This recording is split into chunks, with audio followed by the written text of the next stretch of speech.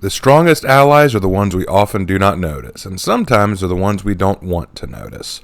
For Claudette Morel, she was always that one. The one no one noticed and the one who never fit in with anyone or anything.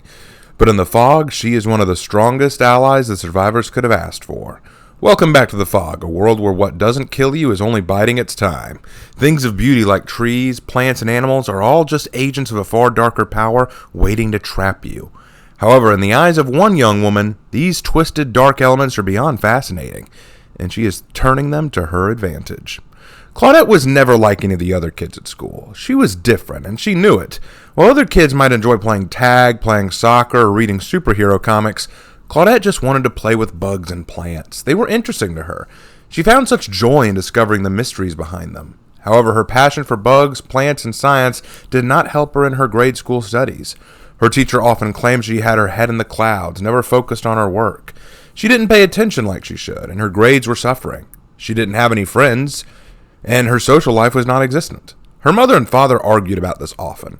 Her mother wanted Claudette to make friends, to do better in school, and to get special help of some kind.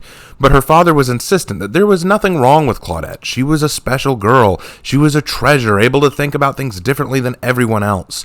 She didn't need to be some bell curve student. As long as she was true to who she was, she'd shine just like anyone else. And Claudette did eventually find salvation in a long-term substitute teacher who recognized Claudette as unique and worked diligently to help her overcome her obstacles.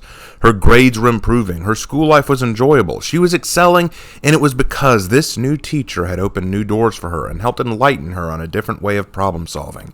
By overcoming the barriers in place by a rigid education system that favored those who learned a certain way over those who learned differently. All of this made Claudette and her parents happy, though her mother was still concerned about her 8th birthday and what to get her.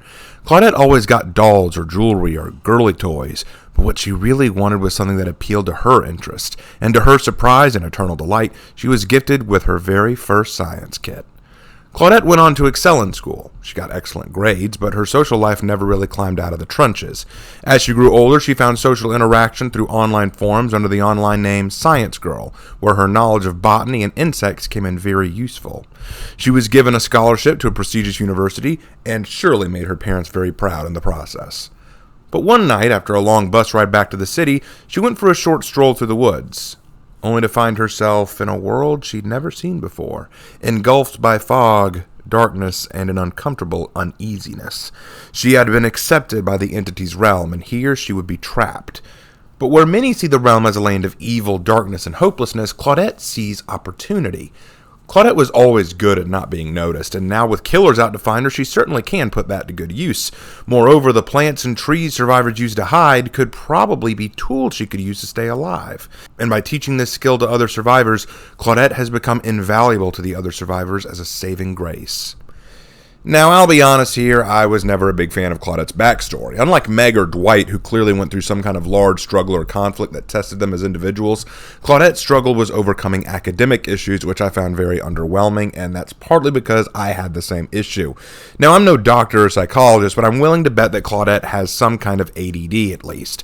I've heard some speculate that she might have some level of autism, and that's certainly a possibility, but I lean more towards ADD. Because of the teacher's description that she always has her head in the clouds. And as someone with ADD myself, I can recall my teacher saying the same thing about me, often saying that I was in my own little world and happy there, which was really true. Claudette is not a straightforward thinking girl and requires a little extra guidance to solve problems, implying a learning disorder, but it's one obviously she was able to overcome at a young age, so it was nothing debilitating or long-lasting, much like how I overcame my learning issues around middle and high school.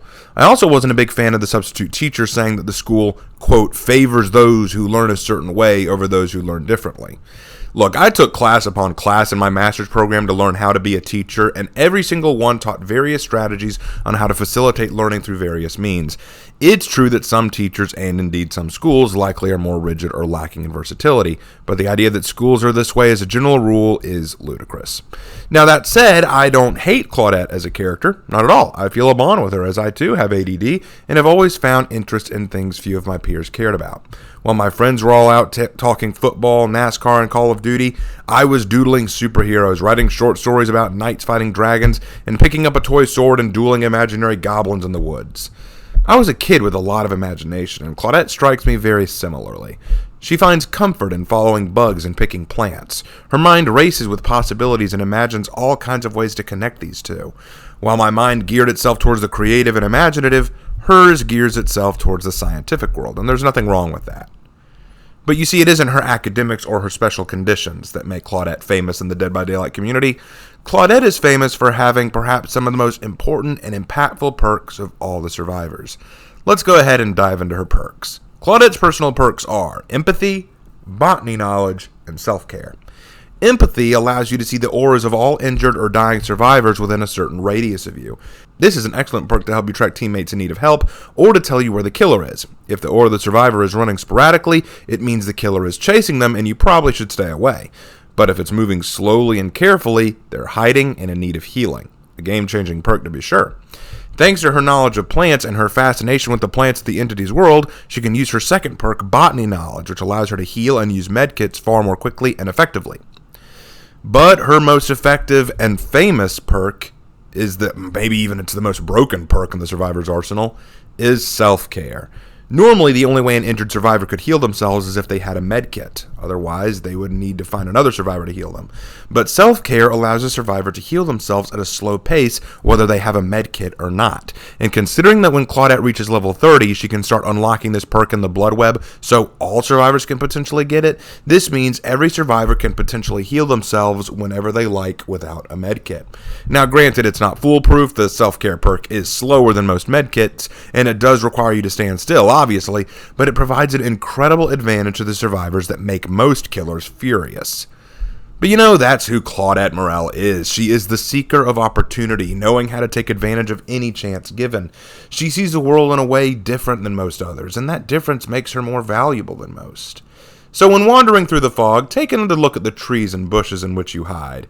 Now to you, they're just a hiding place, but to her, they could very well be your saving grace. Thank you for joining me in the fog, and I'll see you next time.